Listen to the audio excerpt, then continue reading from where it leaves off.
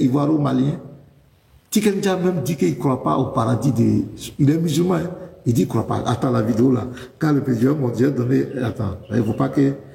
Ils vont signaler mon live. Il ne faut pas qu'ils vont réduire ma visibilité. Quand les frères vont monter, je vais vous faire jouer la vidéo. La vidéo est là. Tikenja dit qu'il ne croit pas. Il ne croit pas à cette affaire de paradis. Voilà, tout à l'heure, si les frères la montent, je vais monter, voilà, la vidéo est là.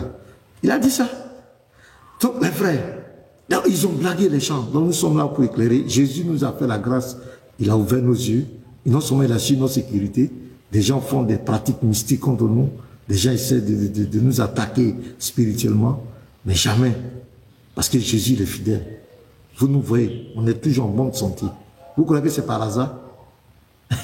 On est toujours en bonne santé. On est devant vous. C'est la grâce de Jésus. Il est avec nous. Et c'est lui qui mène le combat.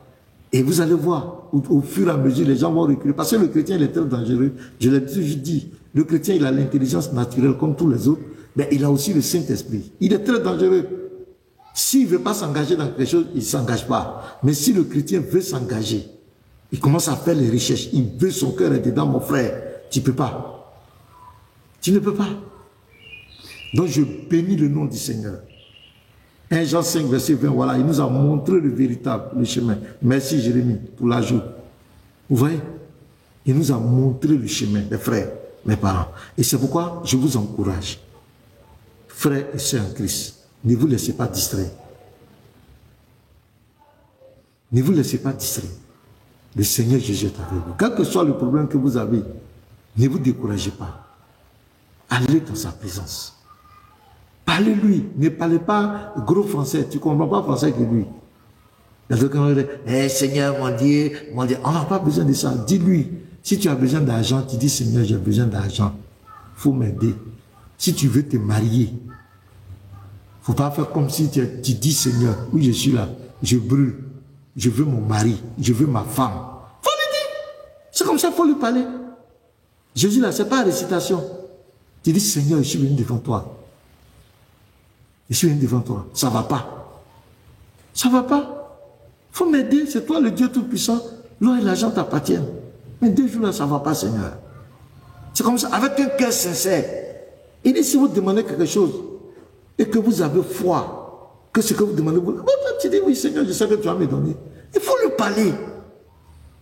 Il ne faut pas prendre ton problème pour aller te promener de cours en cours, de parler aux gens. Non, non, rentre dans la présence de Dieu. Il n'a pas dit de rentrer dans le lieu secret. Ah, et puis tu lui parles. Même si c'est dans ton intime. Lui comprend toutes les langues. Lui ne va pas te demander, et il faut prier forcément en araméen ou bien quoi, non. Il ne va pas te demander de chercher 8 filles, de chercher une direction avant de le trouver. Non, non, non. Il ne va pas te demander de capter canal là bien. Non. Là où tu es, même si tu es dans le sous-sol, il faut lui parler. Il entend. Il va t'exaucer. Ne te décourage pas. Ne te décourage pas. Jésus, c'est la vérité. Tant qu'on est sur la terre, on aura des moments, des hauts et des bas, des épreuves, des situations. C'est ça aussi. C'est ça la marche chrétienne. On aura ça. Mais il ne te laissera pas tomber. Jamais. Il ne t'abandonnera pas. Moi, je le dis, je suis serviteur de Dieu. Quand je prêche, je parle de Jésus avec certitude, c'est parce que j'ai expérimenté. J'ai été confronté à des groupes de sorcellerie, des reines sorcières qui n'ont jamais échoué à leur mission. On a croisé des mystiques. Non, les gens croient que c'est de la musique. En fait, c'est pas de la musique. Jésus est tout puissant, je vous dis la vérité. La vie des grandes sorcières venues pleurer, reconnaître la suprématie de Jésus. Nous, on a vu ça. On est pasteur, on nous a envoyés dans des villages, dans des fonds coins. Nous sommes allés là-bas. On m'avait affecté, j'étais allé dans un endroit. Pour arriver là-bas, au moins c'est 60 km non bitumés. C'est-à-dire que toi-même, on était là-bas. On a eu des confrontations avec parce qu'ils ne sont pas contents. Quand tu envoies Jésus, les groupes de sorcellerie, ils s'organisent pour t'attaquer, pour casser la tête. Mais au nom de Jésus, ils ont été vaincus. Je vous dis la vérité. La sécurité que Jésus donne. C'est pourquoi nous disons qu'il est Dieu. Jésus, c'est pas les babadages. Il y a d'autres dieux qui se vantent. Il se vante trop. C'est moi, lui là. Est-ce que le président de la République a besoin de dire c'est moi le président de la République? Quand Alassane Ouattara vient à la télévision là, tout bien Emmanuel Macron, il vient dire c'est moi Alassane Ouattara, à part moi, il n'y a pas de président, c'est moi, le plus fort, le plus grand, le plus... Il n'a pas besoin de ça. Quand il vient, mes chers compatriotes, tu sais que c'est le président qui est en train de parler. Quand son cortège passe, tu sais que c'est le cortège du président qui passe. Dieu n'a pas besoin de crier partout. Je vois un certain livre, un petit livre de 114 sur la pluie. Dieu là, il parle trop. Il parle, il se vante, c'est moi le tout puissant. Maintenant, là où il doit montrer sa toute puissance, sur la 16, verset 106, il dit aux musulmans que, si tu es, mon frère, si on veut que tu es en danger de mort, tu es en danger là. Il faut mentir, il faut dire que tu n'es plus musulman.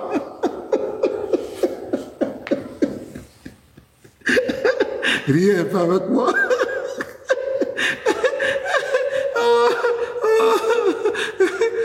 Il dit, je suis le Tout-Puissant, ni somnolence.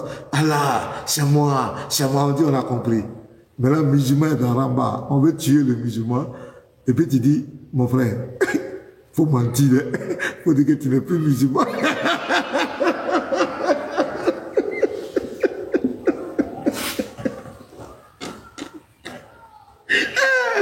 Allah, you be you.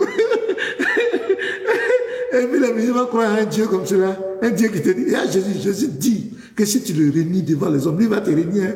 Il dit ton oui, soit lui. Un Dieu, lisez sur la 16, verset 106. Vous pouvez lire les frères. Attends, je vais lire ce verset-là.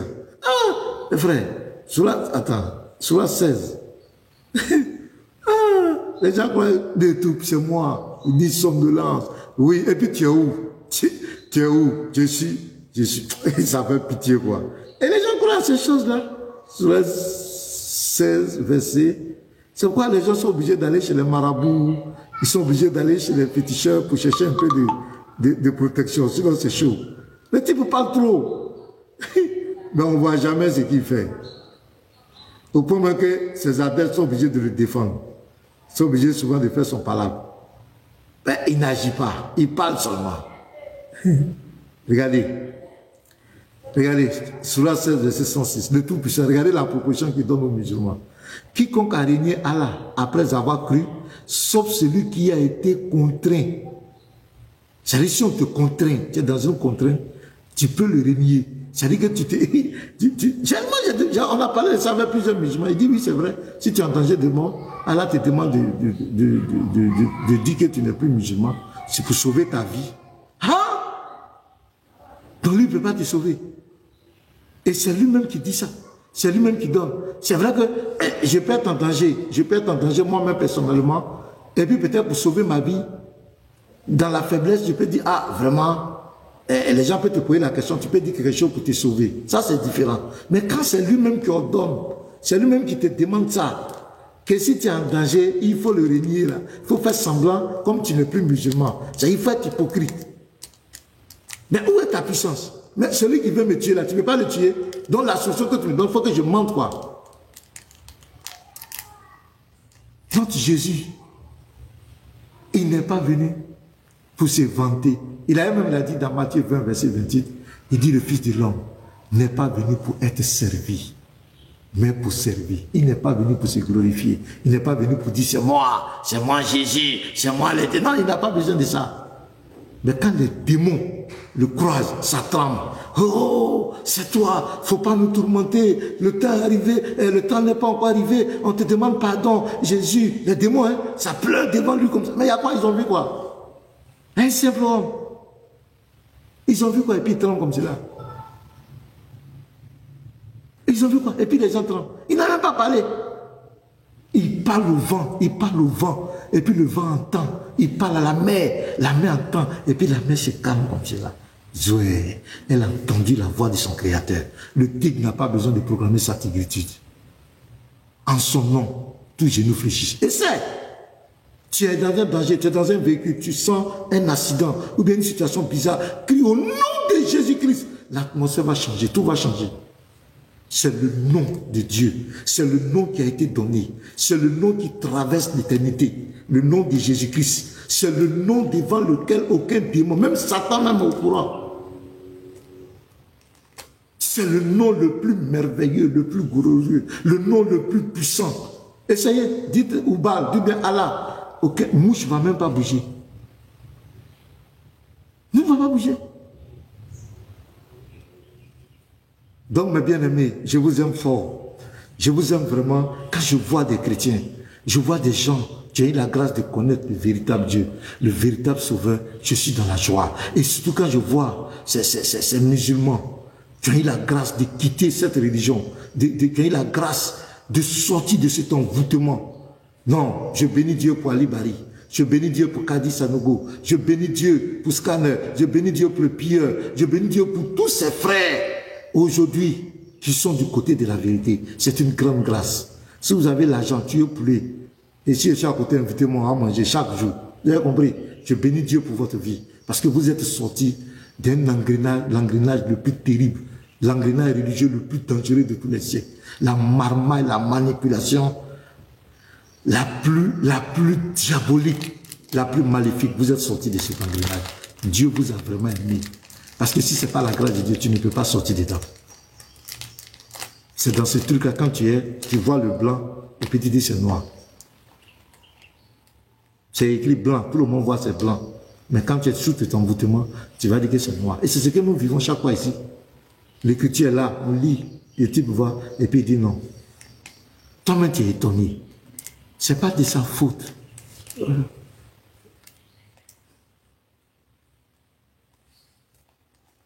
Quelqu'un qui croit qu'il va aller au ciel, et puis il va avoir 72 vierges. On va lui donner à Toté, où il aura une puissance sexuelle de 100 hommes. Il croit à ça. Il croit à ça.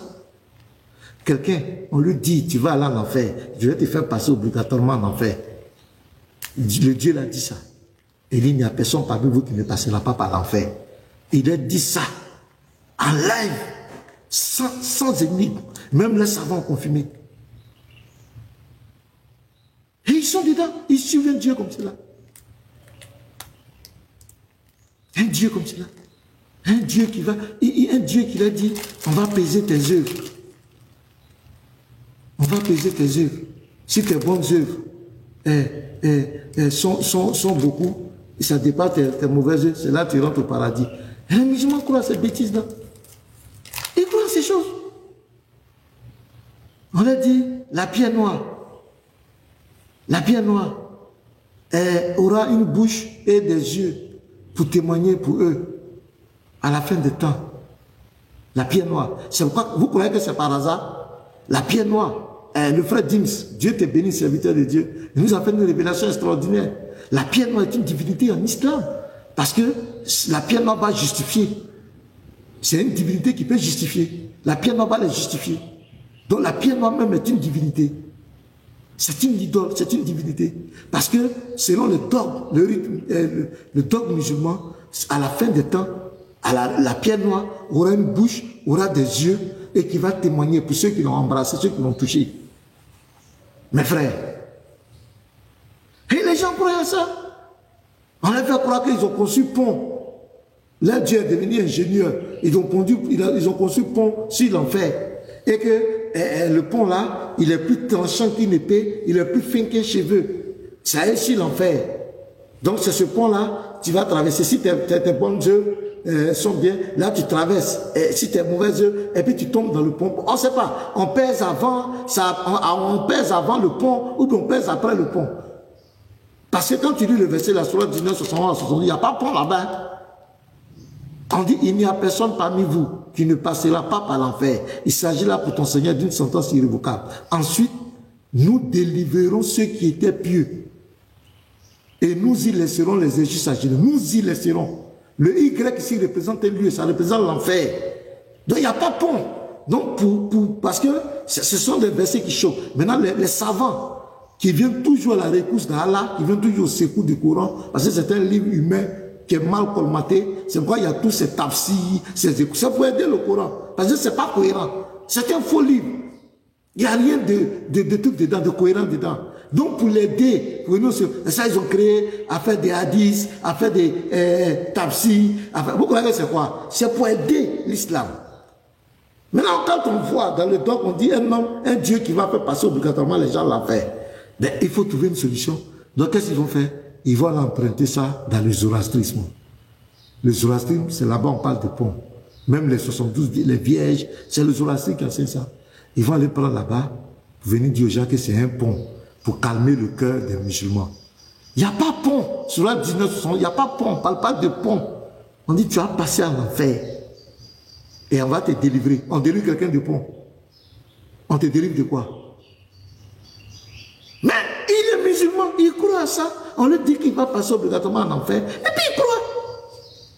Il est derrière ce Dieu-là. Il est dedans. Sur la 911. 111 là-bas. D'abord, il dit que non, vraiment. Bon, il y a quelqu'un qui avait fait ça. Quand je vais faire pas quoi. J'attends. Attends, il y avait un qui avait fait sa demande, là, il est parti. Il a dit les frères. Oh, c'est pas possible. Le véritable Dieu. C'est une grâce. C'est une grâce. Partagez le live, les frères. Aïe, il évite à retirer sa demande. C'est une grâce pour nous de connaître le véritable Jésus, le véritable Dieu. C'est une grâce. Il faut qu'on bénisse le Seigneur. Shalom, pasteur. Oui. Shalom. Ouais, comment tu vas, frère? Ouais, merci. Merci pour ton exhortation ce matin. Tu as boosté encore la foi de tout un chacun. Voilà, je pense très bien que c'est des mots qu'on doit répéter à chaque fois dans l'oreille des enfants de Dieu. À chaque fois, il faut répéter ces mots-là, à chaque fois. Voilà. C'est comme un berger le matin qui galvanise ses brebis, au fait. Donc tu as dit, en tout cas, tu as boosté notre foi, quoi, où tu as parlé de la grâce de Dieu, on pouvait naître singe, on pouvait naître mouton, on pouvait naître même musulman, barbu, et puis croire à ces fables. En tout cas, j'ai aimé, j'ai vraiment aimé. Voilà, parce que souvent aussi, il faut pas, c'est pas une manière d'augmenter la foi, hein, mais c'est une manière de la booster, quoi. Voilà. Donc je pense que je te dis merci parce que tu as touché le vrai point. Et voilà, tu nous as galvanisé, tu as boosté notre foi. Merci beaucoup pour ça. Et de passage, je voudrais dire aux frères en Christ que n'écoutez pas les voix autour de vous qui dénigrent votre foi. Voilà, ça c'est un conseil perso parce que moi j'ai expérimenté ça. N'écoutez pas la voix de ceux qui disent que Jésus n'est pas vivant, les Blancs ont envoyé Jésus en Afrique pour nous esclavagiser. Tout ça là, Satan est derrière. Satan est derrière tout ça. Satan est derrière tout ça. Parce que depuis l'Égypte là, Pharaon, la décision que Pharaon prenait pour tuer tous les mâles là, Satan était derrière. Quand on vient au temps de Jésus, le roi qui a donné l'ordre de tuer tous les premiers-nés au temps de Jésus là, Satan était derrière. Donc le diable se cache toujours derrière ces paroles là. Ne voyez pas les hommes là, c'est lui qui est derrière. Pour vous décourager. Non, Jésus n'est pas crucifié, il n'a pas été mis à la croix, Allah l'a élevé. Il y a un autre groupe qui vient que non, Jésus n'a pas existé, c'est des conneries, oui, les Blancs envoyaient Jésus. Tout ça là, Satan est derrière. Mais tenez bon, parce qu'on est dans la vérité, comme le dit 1 Jean 5, 20 là. Nous sommes dans le véritable. Et il nous a donné l'intelligence pour connaître le véritable. Il nous a donné l'intelligence pour connaître le véritable. Voilà. Donc quand le pasteur a touché la partie de l'intelligence, ça m'a plu. Parce que l'intelligence là, c'est Dieu qui la donne. Donc celui qui ne connaît pas le véritable, c'est qui n'a pas l'intelligence. Donc nous sommes dans le véritable, comme le dit le livre de Jean, 1 Jean 5, verset 20, nous sommes dans le véritable. Et il nous a donné l'intelligence pour reconnaître le véritable. Maintenant, qui est ce véritable là? Ce n'est rien d'autre que Jésus-Christ. C'est lui le Dieu véritable. Donc nous sommes accrochés à lui là. Nous on voit les bénéfices. Nous on voit ce qu'on gagne dedans. On n'est pas des fous, on n'est pas des gawas, comme on le dit ici en Côte d'Ivoire. On n'est pas des gawas pour suivre quelqu'un qu'on ne voit pas. Jésus, moi je ne l'ai jamais vu. Même une lumière comme ça passer devant mon visage, je n'ai jamais vu. Mais pourquoi je crois en lui? Mais c'est parce que je vois ses effets. C'est comme le vent. Le vent, on entend le bruit. On entend le bruit. On ne voit pas le vent, mais on le sent. C'est comme ça Jésus. Jésus, en tout cas, il a fait pour nous, il fait pour nous. Donc nous sommes accrochés à lui. On n'est pas gawas. C'est pas pour dire qu'on suit quelqu'un comme ça. Bon, bêtement. Non, non, non. On ne voit pas Jésus. Bon, pourquoi on croit en lui? Je crois plus en Jésus même que mon père que je vois. Moi, c'est Dieu à voir. Je crois plus en Jésus que mon frère qui est à côté de moi que je vois. Ma mère, je crois plus en Jésus même que ma mère. Puisque pour pourtant, il est devant moi. Voilà, donc les frères, vraiment, tenez bon, on est dans le vrai, et les frères qui font l'interreligieux, Pasteur Mena et Yeshua, tout ça là, Dieu les a suscités vraiment à dessein pour éclairer beaucoup de personnes. Voilà, vraiment que Dieu a suscité Pharaon à dessein pour se révéler là. Dieu aussi les a suscités à dessein pour éclairer beaucoup de personnes. Il y a un frère qui a dit non que quand Pasteur Mena, il suit Pasteur Mena, mais Pasteur Mena a dit des choses que lui ne savait pas de l'islam. Mais ça c'est un bon point. C'est lui qui n'est pas le seul. Voilà, donc moi, pour moi, il m'arrête là, pasteur, que sois béni, que le Seigneur te bénisse. Je salue tous les frères. Lévi, salut. Salut, petit Mato, salut au cœur de la croix. Et salut ceux qui sont en bas. Merci. Salut, salut Jérémie. Vraiment, Dieu te bénisse, frère. Merci pour les encouragements. On est ensemble, hein. C'est la même chose que nous faisons. Voilà. Les frères, je vous salue tous. Voilà. Je salue au cœur de la croix. Voilà. Ça, c'est l'une de nos bénédictions. C'est un renfort extraordinaire. Je salue les Lévites, ça c'est le gendarme de la page, lui, il faut, quand tu viens parler, il faut parler clair, clair. Faut pas faire, non.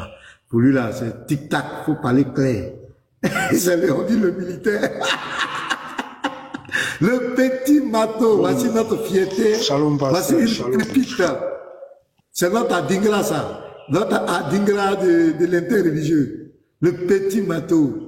Hier, voilà, on dit le militaire, on dit le lévite, le militaire. Hier, il a secoué le cauchemar. Moi, je n'ai jamais eu le cauchemar être en difficulté comme ça, même dans son sophisme. Il a reconnu que le petit, ça, il dit ça en plan courant, il cherche courant, il a fait combien de minutes? Petite question. C'est pour dire que c'est une fierté pour nous. Donc, au cœur de la croix, les frères, si quelqu'un a quelque chose à dire, vous avez la parole. Et puis on va continuer. Vous avez la parole. On va parler un peu encore de Oubal. On va parler un peu de cette affaire d'Oubal.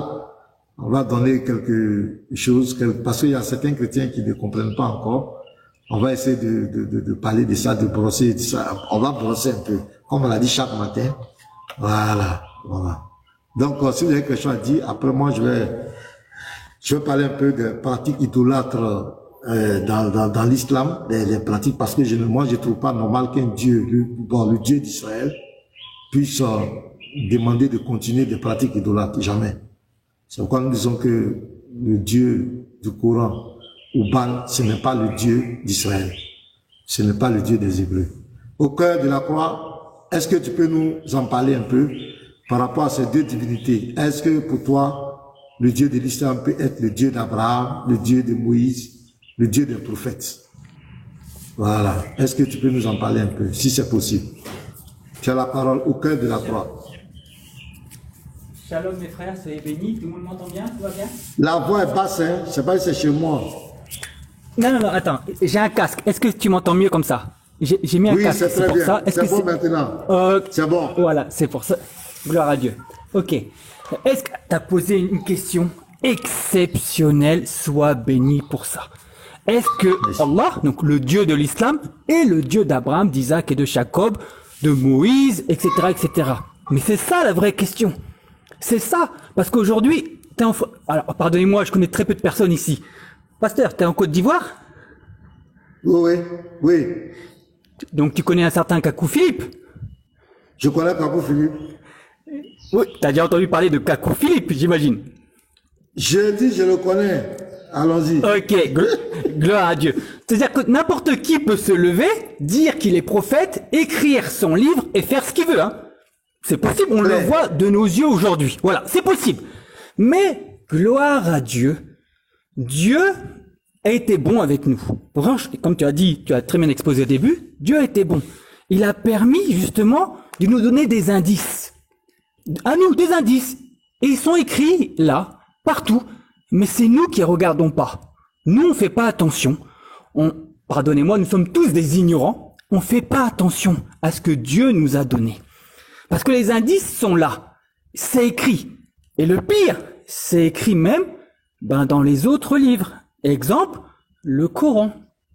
Voici un exemple. On va ouvrir une sourate. Pardonnez-moi, je peux pas afficher.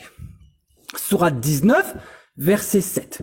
Qui dit, en français, ô Zacharie, donc voici un prénom, ô Zacharie. nous t'annonçons la bonne nouvelle d'un fils. Son nom sera Yahya, deuxième prénom. Donc Jean en français. Hein. Nous lui avons pas donné auparavant d'homonyme. Donc là, c'est le Coran. En français. Je l'ai lu en français. En arabe, c'est Zakaria. Zakaria. Un peu plus loin, on va voir en prénom, c'est Yahya. Le prénom Yahya.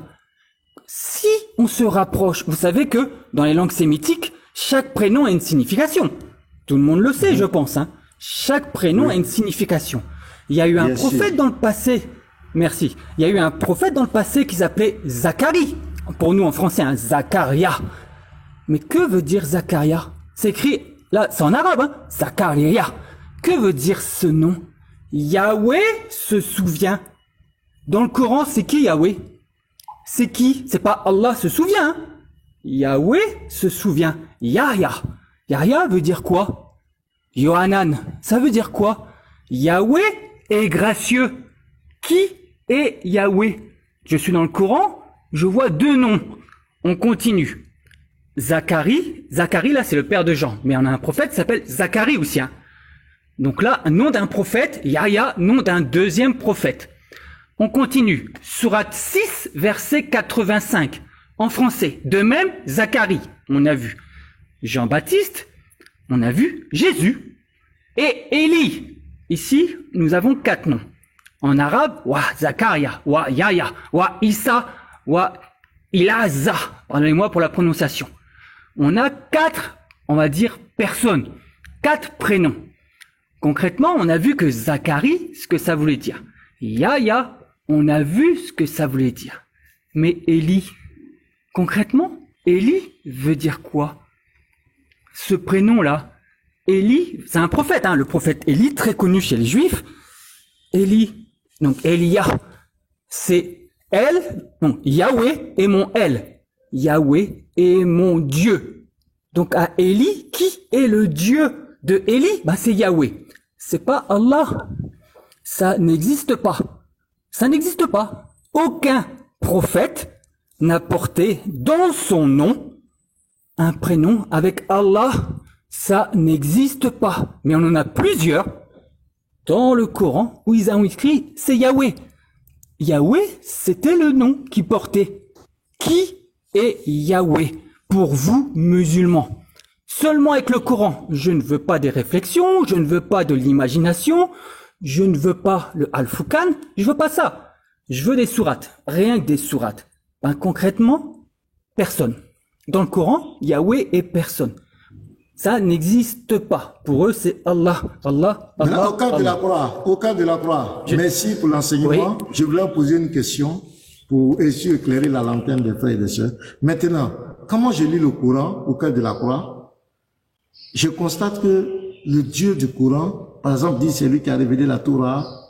Vous voyez, il cite les personnages bibliques, les prophètes. Ben, vous venez de dire clairement que Yahweh, c'est pas Yahweh. Oh, c'est Yahweh qui a envoyé Moïse, qui a révélé la Torah, les choses. Mais vous venez de dire clairement que ce n'est pas lui, le Dieu du Coran, ce n'est pas Yahweh. Maintenant, pourquoi il a fait ça? Pourquoi? Vous pouvez nous expliquer un peu ça aussi? Pourquoi ça? Bah, c'est très facile. Regarde, je vais prendre un exemple. Kakou Philippe se cache derrière la Bible et derrière le mot chrétien pour se donner une légitimité. Pour dire, voilà, non, chrétien, la Bible, je suis la continuité. On peut voir beaucoup de sectes, hein, on va utiliser le nom. Il y a même le Jésus Baoulé, chez vous, si je ne me trompe pas, en Côte d'Ivoire. Oui. Il se cache derrière la Bible. Mais imaginez, quelqu'un se lève. Bon, écoutez, la Bible, c'est pas vrai. L'Ancien Testament, donc là, le Tanar, la Torah, c'est faux. Moïse, c'est faux. Jésus est faux. La vérité, c'est moi. Il a perdu 99% des croyants. Par contre, s'il vient en disant « Non, vous inquiétez pas, tout est vrai. Moi, je suis la continuité. » Les gens vont l'écouter. Donc, c'est plus facile de faire un semblant, pardonnez-moi du mot, hein, un semblant de continuité. C'est ce qui se passe avec les faux prophètes qu'on voit même aujourd'hui. Et ça existe depuis que le monde est monde. Dans la Bible, concrètement, on a des exemples de faux, on va dire, des faux croyants, on connaît tous les prophètes de Baal. On les connaît tous, on sait qu'ils ont existé, on le sait tout ça. Dans la Bible, vous allez voir dans 1 Roi 16, 31, il y a Jézabel qui est très connue. Il y a aussi 1 Roi 16, 31, toujours le même verset. Il y a encore de nom, Estébal, je crois, Esbal, de mémoire. Je vous parle de mémoire, pardonnez-moi. Jézabel, c'est l'épouse de Baal. Baal est l'époux. C'est son nom. Dans son nom, on voit tout de suite, elle veut quoi? Parce que chez les Sémites, l'arabe, n'oubliez pas, fait partie des Sémites. C'est-à-dire qu'on peut pas prendre l'excuse comme nous en français. Non, chez nous, c'est pas pareil, c'est le français. Oui, c'est normal, nous ne sommes pas une langue sémitique. Mais chez les Sémites, tout ça a de l'importance. C'est très, très important chez eux. Donc l'arabe en fait partie. Donc quand quelqu'un porte un nom, ça montre son identité. Le nom d'une personne montre son identité. C'est pour ça que des fois des personnes dans la Bible changent de prénom. Parce qu'ils changent d'identité. C'est très, très important chez eux. C'est important. Donc on voit des personnes, justement, qui vont se cacher pour pas montrer leur vraie nature. Aujourd'hui, il y a des fausses religions. Ça existe. On va pas se mentir. Tout le monde le sait. Mais ils se cachent devant des vrais. On met la Bible devant. Mais on la modifie. Voilà. Mais ils prennent la Bible, hein. Mais ils modifient la Bible. Donc on voit que maintenant, ils veulent juste se cacher en utilisant la Bible. D'autres religions ne croient pas en la Bible, mais ils vont utiliser les histoires de tous les prophètes en disant « Oh non, moi je suis la continuité ». Mais quand on regarde, c'est pas pareil. Comment Dieu, je vais dire un exemple, hein, comment Dieu va dire par exemple, je vais dire une bêtise, hein, d'accord, ce n'est qu'une bêtise, j'ai fondé le monde en 3 jours. Là, je fais exprès de faire une bêtise. Un nouveau prophète vient et dit, vous savez, Dieu a fondé le monde en 14 jours. Est-ce que Dieu, qui a annoncé en premier 3 jours, peut-il dire c'est 14? Il s'est trompé, Dieu? Non. C'est que la personne qui est venue, voilà, exactement, c'est que la personne est venue, ne savait pas. Surtout vu que là on parle de l'islam, entre Mohamed et Adam, il y a combien de prophètes qui sont venus? Beaucoup. On va pas se mentir, hein. Énormément. Et dans ces énormément, il y a beaucoup de choses que Mohamed a repris et qu'il est le seul. Il est le seul. Et ça, on a le droit de réfléchir en disant pourquoi tu es le seul à avoir dit ça. C'est-à-dire qu'avant c'était caché? Non, c'était pas caché, c'était dit, mais c'était pas dit comme toi. Exemple, Noé, 3 enfants, les 3 sont vivants. Mohamed, 4 enfants, 1 meurt. Il était où avant? Pourquoi Dieu, d'un coup, il annonce un autre enfant qui est pas vivant? On a le droit de se poser la question. Comment ça se fait? Qu'est-ce qui se passe? Et ce n'est qu'un exemple parmi d'autres. Oui. Tous les prophètes ont annoncé le Messie, la venue du Messie. Tous les prophètes savent que le Messie, et même les Juifs d'aujourd'hui, attendent le Messie, ceux qui n'ont pas reconnu Jésus. Ils attendent le Messie parce qu'ils savent que c'est lui le dernier. Ils savent que c'est lui qui vient pour l'humanité. Il y a plein de textes dans la Bible où on nous annonce c'est pour les peuples, les peuples, toutes les nations, tout le monde. C'est pour ça. Et d'un coup, une personne qui n'a pas compris quand Jésus dit je suis venu pour les brebis perdues de la maison d'Israël. Non, c'est que pour Israël. Oui, mais Dieu lui avait annoncé autre chose. Non, Jésus l'a dit. Ouais, mais Jésus l'a dit dans quel contexte? Jésus dit pas qu'il va venir voyager dans toute la terre. Bah oui, Jésus donne d'abord ça à ceux qui ont reçu la promesse. C'est qui? Israël. Donc il vient pour eux. Mais qui va faire le travail pour toute la terre? C'est Israël. Et on le voit bien, c'est ce qui s'est passé avec les apôtres. C'est exactement ce qui s'est passé avec les apôtres. Merci. Pourquoi? Donc, au cas de la croix, attends, on va aller pas à pas. C'est très intéressant ce que vous faites. Donc, il est clair que le Dieu de l'islam, ce n'est pas Yahweh, ce n'est pas le Dieu d'Israël. Ça, c'est un. Je veux dire, pourquoi il s'est fait passer? On voit, il est clair que c'est une forme de manipulation, d'usurpation d'identité, se cacher pour tromper les gens. Voilà, c'est se cacher derrière ça pour tromper les gens. Maintenant, il y a un point sur lequel je voulais revenir. Vous avez piqué ce point qui m'intéresse beaucoup. Vous avez dit que toutes les prophéties disent que lorsque le Messie arrive, il est le dernier. On ne peut pas le remplacer. Et là, je suis parfaitement d'accord avec vous. On ne peut pas remplacer le Messie. Maintenant, au cas de la croix, quand le Coran, par exemple, parle du Messie, et que le Coran présente Mohamed qui vient remplacer le Messie, bon, comment expliquer cette magie? Parce que le Coran parle du Messie. Mais est-ce que le Coran connaît véritablement le Messie? C'est ce qu'on appelle le Messie. Parce que si le Coran parle du Messie, et que le Coran dit, alors que vous venez de dire que toutes les prophéties disent que le Messie, lorsqu'il vient, personne ne peut le remplacer. Aucun prophète ne vient remplacer lui sa législation, parce que lui-même il a dit dans Matthieu 24, verset 14, que la bonne nouvelle sera prêchée jusqu'à la fin du monde. Jésus n'a jamais prévu d'interruption. Donc je voudrais que vous nous parlez de ça un peu, parce que le Coran parle du Messie. Maintenant, comment il parle de Messie? Et puis ils disent encore que le Messie sera remplacé par quelqu'un d'autre. Expliquez-nous ça un peu, au cœur de la croix. Pas de problème. Tu sais, déjà, faut comprendre c'est quoi le Messie. Parce que le Messie, concrètement, si on le lit, on dit comme ça, Messie, en français, tu vois, il n'y a rien qui nous saute aux yeux. On sait que le Messie, concrètement, c'est le mot Mashiach. On le sait, il n'y a aucun problème. Nous sommes au courant. On est au courant de tout ça. On sait que, pardonne-moi, on sait que chez les Arabes, langue sémitique, c'est pour ça que je précise toujours, langue sémitique. C'est-à-dire, ils ont les mêmes racines, c'est des langues cousines. Et ça, c'est important. C'est pas comme nous, Français. Nous, c'est une langue latine. Et nous, il y a des transformations qui arrivent parce que les racines sont pas du tout les mêmes. Mais l'hébreu, l'arabe et l'araméen, pas du tout. C'est la même chose. C'est des langues racines. Racines. C'est pour ça que les musulmans utilisent souvent l'araméen, Allah, pour dire Allah. Oui, c'est des langues racines. C'est le mot Dieu. C'est des langues racines. Maintenant, je ne peux pas ouvrir ma caméra, mais je vais donner les sources. Ibn Kathir. Ibn Kathir, concrètement, logiquement, c'est un grand professeur musulman. Si quelqu'un me dit non, c'est quelqu'un qui connaît rien, pas de problème. Mais Ibn Kathir, c'est quelqu'un qui connaît. Concrètement, Ibn Kathir serait là, on lui dirait professeur, on t'écoute, parce qu'on sait que toi, tu as une connaissance. On sait que tu es quelqu'un qui connaît ta religion. Tu vas nous expliquer, toi, la définition du mot Messie. Donc, Ibn Kathir a écrit plein de livres, dont ce livre, c'est les histoires des prophètes. Écoutez bien, si vous avez ce livre, je vous donne la page, tout. Moi, je peux pas l'afficher. Les histoires des prophètes de Ibn Kathir. Vous allez dans la section 11. Gloire à Dieu. Mettez-moi en grand. J'ai ça. Gloire à Dieu. Dieu est bon. Voilà, vas-y. Est-ce qu'on peut mettre en grand? Notre frère va afficher. Alors, tu l'as en PDF ou tu l'as en livre? Je l'ai en PDF. Alors, peut-être en PDF, il y aura des différences de pages. Ça arrive. Alors, tu vas dans la section 11. Section 11. D'accord? Là, déjà, dans le PDF, ça va aller. Pour moi, dans le livre, c'est page 685.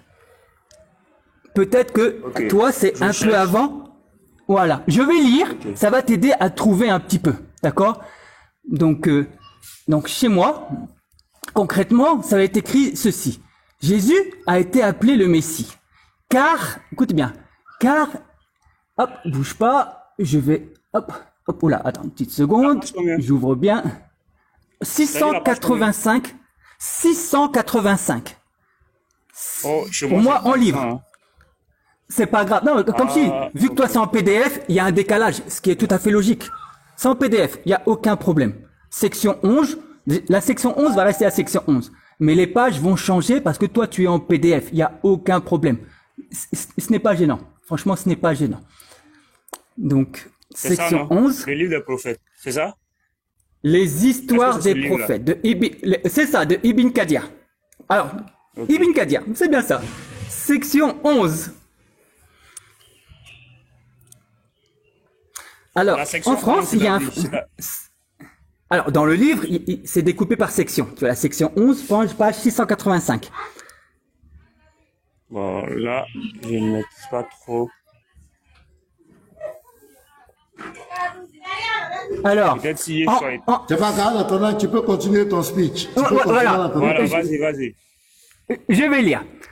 Jésus a été appelé Messie, entre parenthèses, Machi, car il essuyait la poussière, c'est-à-dire qu'il voyageait à travers la terre et fuyait avec et fuyez avec les religions les épreuves. Donc, je continue. On a dit ainsi qu'il doit son nom, voilà, donc Messie, hein, il doit son nom au fait d'avoir les pieds plats. Là, faut qu'on m'explique. On doit son nom au fait d'avoir les pieds plats. Donc, Messie vient du fait d'avoir les pieds plats. Voilà ce que Ibn Kadir définit le Messie. Donc, on voit qu'il y a une méconnaissance. Un Messie, c'est un... J'ai le livre devant les yeux, je peux pas afficher. Il est là, je le vois devant moi. C'est-à-dire que j'aurais affiché, je l'aurais fait. On serait sur WhatsApp, j'aurais affiché. Parce que c'est ça qui est important, c'est d'afficher. Parce que là, tout le monde va dire, au cœur de la croix, t'es un menteur, c'est pas vrai. Oui, normal, j'ai pas affiché, c'est vrai. Mais je l'ai devant moi, il est là. La source, page 685 dans le livre. On a dit aussi qu'il doit son nom au fait d'avoir les pieds plats. Voilà, c'est écrit ici, devant moi. Le problème, c'est que là, on voit une méconnaissance de la culture juive. Oui, parce que le Messie, c'est les Juifs qui ont reçu ça. C'est-à-dire que si Jésus serait venu en France, imaginez, je suis le Messie envoyé vers vous. C'est quoi un Messie? T'es qui, toi? On ne sait pas. La France n'a pas reçu de promesse, rien du tout, ils sont au courant de rien. Israël, eux, ont reçu la promesse et ils l'attendaient. Donc ils attendaient parce qu'ils savaient que le Messie devait venir. Et vous vous rappelez, quand Jésus a été présenté au temple, un homme a reçu Jésus. Cet homme a dit quoi? Mes yeux ont vu le salut. Vous connaissez la phrase? C'est une phrase très importante. Mes yeux ont vu le salut. Salut que tu réserves à quoi? À tous les peuples. Et gloire d'Israël. Il savait, lui. Lui, il était au courant que c'était pour tout le monde. Mais, malheureusement, on voit que là, il y a une méconnaissance de nos frères arabes qui ne savaient pas, c'est normal, ils n'avaient pas reçu. Et c'est normal, hein, je les comprends, c'est pas eux qui ont reçu la promesse, ils peuvent pas savoir. Eux, ils auraient dû demander aux Juifs. Ils auraient dû demander. Et c'est là le problème. Et c'est là aussi, on sait que Mohamed a beaucoup été avec Waraka. On le sait. Ils ont beaucoup discuté. Mais malheureusement, Waraka est mort. Donc, je sais pas jusque où Waraka a pu expliquer à Mohamed. On sait pas. Donc, on voit que là, il y a un problème. Le Messie, c'est pour toute la terre. Toute la terre. Toute la terre. Ça, c'est le Messie. Pour nos frères, déjà, Messie, ce nom-là, c'est les pieds plats. Ok, d'accord. Ça pose problème, déjà, sur la définition. Je tiens à te le dire. Messie, c'est Christ. Christ veut dire oin, un oin. Donc, ça n'a rien à voir. Vraiment rien à voir. Et on a des textes, on a des promesses que Dieu a faites. On va en prendre une seule si vous voulez, hein, pour prouver que, oui, il y avait des textes, il n'y a rien d'exceptionnel. On sait que Dieu a envoyé justement, on va dire, des promesses au peuple. Je vais en prendre une seule. Ésaïe, chapitre 11, verset 10. Ésaïe 11, 10 nous dit, et il arriva en ce jour-là, que la racine d'Ésaïe, Ésaïe, c'est pas le prophète, c'est le père du roi David. La racine d'Ésaïe, élevée comme étendard pour les peuples. Pour les peuples. Pas pour un peuple. Certains frères vont dire, non, Israël est composé de 12 peuples. Non. Israël est composé de 12 tribus qui forment un peuple. Et des fois, Israël, oui, est rassemblé avec les païens, parce que quand ils pêchent, ce sont des goïs. Dans la Bible, vous verrez ce nom qui est encore utilisé aujourd'hui, le mot goï, pour parler des païens, des pêcheurs. Des fois, Israël, Dieu les appelle des goïs aussi, des pêcheurs. Donc, ils sont rassemblés avec tout le reste de la terre. Je t'envoie vers des pêcheurs, vers des peuples, vers des nations. Et le mot en hébreu, c'est goï, vers des goïs. Oui, c'est des pêcheurs. Mais Israël est composé d'un peuple. Et là, par exemple, Ésaïe 11, 10, on voit qu'il y a une promesse faite au roi David, donc, pour nous dire qu'une racine va sortir de lui. Et cette racine, tout le monde sait que c'est Jésus, hein, Apocalypse 5, 5, par exemple. Hein, on sait que c'est lui. Donc, on sait que c'est de Jésus qui sera l'étendard pour les peuples. Les peuples. Voilà. C'est voici une promesse parmi tant d'autres. Il y en a énormément. Et les Juifs le savaient, mais pas le reste du monde. Amen, c'est clair. C'est vraiment clair.